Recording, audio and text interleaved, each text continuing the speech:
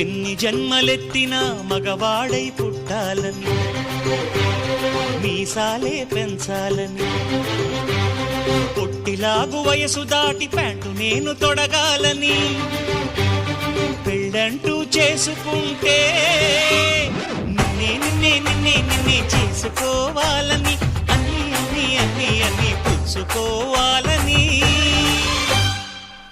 ఆశ ఆశ ఆశ ఆశ చచ్చే ఆశ.